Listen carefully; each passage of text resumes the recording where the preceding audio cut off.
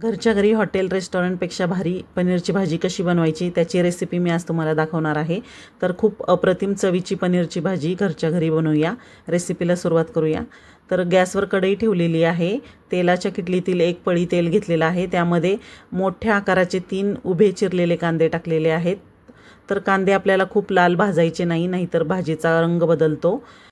4 ते 5 लवंग घेतलेली आहे, एक हिरवी वेलची, 1 ते 1.5 इंच आलं आणि 8 ते 10 लसणाच्या पाकळ्या घ्यायच्या।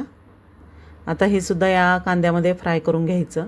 तर कांद्याचा रंग खूप लाल करायचा नाही आपल्याला, कांदा फक्त शिजवून घ्यायचा आहे तेलामध्ये, म्हणजे परतून घ्यायचा आहे ट्रान्सपरंट होत तोपर्यंत आणि हलकासा लाल रंग येतोपर्यंत। काळपट अजिबात परतायचा नाही। तर तुम्ही पाहू शकता याचा छान आता हलकासा लाल रंग आलेला आहे कांद्याला। 3 मोठे टोमॅटो घेतलेले आहेत, बारीक चिरून लाल रंगाचे टोमॅटो घेतलेले आहेत, म्हणजे ग्रेव्हीला छान लाल रंग यावा, म्हणजे पिकलेले टोमॅटो वापरायचे। तर याला चांगलं मऊ होत तोपर्यंत परतून घ्यायचं आहे। थोडंसं मीठ टाकायचं म्हणजे टोमॅटो लवकर मऊ होतो आणि छान शिजतो। तर आपल्याला याला काळपट परतायचं नाही, फक्त टोमॅटोचा गाळ होत तोपर्यंत, म्हणजे मऊ होत तोपर्यंत परतायचे। टोमॅटो चांगला मऊ झाला की आपण गॅस बंद करायचा। हे पहा छान टोमॅटो मऊ झाला आहे, गॅस बंद करायचा। आता हे पूर्ण थंड झाल्यावरच आपल्याला वाटायचे। मिक्सरच्या भांड्यामध्ये मी 15 काजू घेतले आणि त्याची पावडर करून घेतलेली आहे। तर तुम्ही पाणी टाकून सुद्धा याची पेस्ट बनवू शकता। मी कोरडेच 15 ते 16 काजू वाटून घेतले। आता ते एका बाउलमध्ये काढून घेतले दुसऱ्या। आता मिक्सरच्या भांड्यामध्ये कांदा वाटून घेतलेला आहे, पाणी न टाकता, कांदा आणि टोमॅटोची पेस्ट। तर पाणी न टाकता मी वाटून घेतले चांगलं बारीक। आता गॅसवर कढई ठेवलेली आहे, 2.5 ते 3 पळी तेल टाकले, 2 तमालपत्र टाकलेलं आहे। तेल चांगलं गरम झाले। आता यामध्ये वाटलेलं वाटण टाकायचं आहे। वाटण वाटताना मी पाणी टाकलं नव्हतं। आता छान लो फ्लेमवर याला चांगलं तेल सुटत तोपर्यंत आपल्याला परतून घ्यायचं आहे। आपण आधीच कांदा आणि टोमॅटो परतून घेतलं होतं, पण तरीसुद्धा थोडासा हलकासा जो कच्चेपणा असतो तो निघून जाण्यासाठी चांगलं तेल सुटत तोपर्यंत आपल्याला याला परतून घ्यायचं। जेवढा आपण मसाला चांगला परतून घेऊ तेवढी भाजीला चव छान येते आणि रंगही छान येतो। कांदा टोमॅटोच्या पेस्टला छान तेल सुटलेलं आहे। आता यामध्ये मसाले टाकायचे आहेत। अर्धा चमचा धना पावडर घेतलेली आहे, थोडीशी हळद घेतलेली आहे, अर्धा चमचा काश्मीरी लाल तिखट आणि अर्धा चमचा लाल मिरची पावडर। तर काश्मीरी लाल तिखट हे फक्त रंगासाठी असतं, भाजीला छान लाल रंग यावा म्हणून, ती अजिबात तिखट नसते, म्हणून मी अर्धा चमचा घेतलेली आहे रंगासाठी।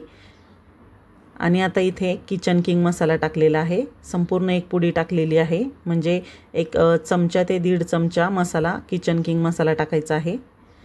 तर मला एका ताईची कमेंट होती की तुम्ही मसाले दाखवत जा व्हिडिओमध्ये, म्हणून मी आज व्हिडिओमध्ये मसाल्याचं पॅकेट दाखवलेलं आहे। इथे मी कुठलीही जाहिरात करत नाही, तर मला ताईंची एका कमेंट होती म्हणून मी दाखवलेलं आहे। तर आता इथे काजूची पावडर टाकलेली आहे, काजूची पावडर पण चांगली परतून घ्यायची। आता काजूची पावडर टाकल्यानंतर मसाला करपू शकतो खाली, काजूची पावडर तळाला कढईच्या लागू शकते, म्हणून सतत हलवत राहायचे, नाहीतर जळू शकते, करपू शकते। तर छान तेल सुटत तोपर्यंत आपल्याला हे पुन्हा परतून घ्यायचे। काजूला सुद्धा, म्हणजे काजू पावडरला सुद्धा तेल सुटतं। तर तुम्ही पाहू शकता ह्याला किती छान तेल सुटायला लागलेलं आहे। जेवढा छान मसाला परतू तेवढी भाजीला चव अप्रतिम येते। तर इथे मी मलाई पनीर घेतलेलं आहे, 200 ग्रॅम मलाई पनीर घेतले, त्याचे असे क्यूब करून घेतलेत, तुकडे करून घेतलेत। आता याला छान तेल सुटलेलं आहे। आता यामध्ये आपल्याला गरम पाणी टाकायचं आहे। मिक्सरच्या भांड्यामध्ये थोडासा मसाला शिल्लक होता, त्यामध्ये मी गरम पाणी टाकलं। मिक्सरच्या भांड्यात जो काही थोडाफार शिल्लक राहिलेला मसाला होता त्यामध्ये गरम पाणी टाकून ते कढईमध्ये घेतलेला आहे। तर आपल्याला तो मसाला वायाला जाऊ नये म्हणून गरम पाणीच वापरायचं, म्हणजे भाजी लवकर शिजते आणि भाजीची चवही छान येते आणि रंगही छान येतो भाजीला। तर भाजीला छान टेक्स्चर येण्यासाठी इथे 3 चमचे दुधाची साय घेतलेली आहे। फ्रेश साय आहे, म्हणजे खूप 3-4 दिवसाची जुनी साय नाही, ताजी साय घेतलेली आहे। 3 चमचे, पोहे खायच्या चमच्याने मी 3 चमचे घेतलेली आहे। तुम्ही याऐवजी विकतची जी फ्रेश क्रीम मिळते अमूलची ती सुद्धा वापरू शकता। तर ती सगळ्यांकडे नसते म्हणून मी इथे दुधाची साय दाखवलेली आहे। खूप छान चव येते दुधाची साय टाकल्यानंतर। आता हे व्यवस्थित मिक्स करायचं, लगेच ही साय विरघळते या ग्रेव्हीमध्ये आणि ग्रेव्हीला छान उकळी येऊ द्यायची। तर तुम्ही पाहू शकता उकळी आलेली आहे। उकळी आल्याशिवाय यामध्ये पनीर टाकायचं नाही। आता ग्रेव्हीला छान उकळी आलेली आहे, आता पनीर टाकायचं आहे। आता पनीर टाकल्यानंतर सुद्धा एक 5 ते 7 मिनटंच यामध्ये उकळू द्यायचं आहे। हे मलाई पनीर आहे, हे मुळातच खूप सॉफ्ट असतं, त्यामुळे जास्त वेळ शिजवायची गरज पडत नाही। वरनं थोडीशी कोथिंबीर टाकलेली आहे आणि मी थोडीशी कसुरी मेथी पण टाकलेली आहे चमचाभर। तर त्याचा व्हिडिओ शूट झाला नाही, म्हणजे त्यावेळेस व्हिडिओ ऑन करायचा राहिला माझ्याकडनं।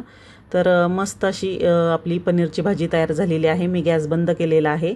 तर खूप अप्रतिम चवीची ही भाजी होते, तुम्ही एकदा करून पहा। आणि मी आधी म्हणजे जेव्हा मी नवीनच चॅनल चालू केला त्यावेळेस व्हेज कोल्हापुरीची ही रेसिपी दाखवली होती, ती भरपूर लोकांना आवडली, खूप व्हायरल झाला तो माझा व्हिडिओ। जर तुम्ही ती रेसिपी पाहिली नसेल तर तुम्ही नक्की पहा। व्हेज कोल्हापुरीसुद्धा मी खूप छान केलेली आहे आणि ही पनीरची भाजी तुम्ही दोन्ही भाज्या तुम्हाला नक्की आवडेल याची खात्री देते। तर करून पहा आणि कशी झाली ते कमेंट करून नक्की सांगा। रेसिपी आवडली असेल तर रेसिपीला नक्की लाईक करा, शेअर करा। चॅनलवर नवीन असाल तर चॅनलला सबस्क्राईब करायला विसरू नका। सबस्क्राईब केल्यानंतर शेजारील बेल आयकॉन पण प्रेस करा आणि ऑल नोटिफिकेशनला ऑन करा, म्हणजे टिक करा, म्हणजे माझ्या येणाऱ्या नवीन व्हिडिओंचे नोटिफिकेशन तुम्हाला सर्वात आधी मिळेल। तर भेटू पुन्हा नवीन रेसिपीसोबत, तोपर्यंत बाय बाय।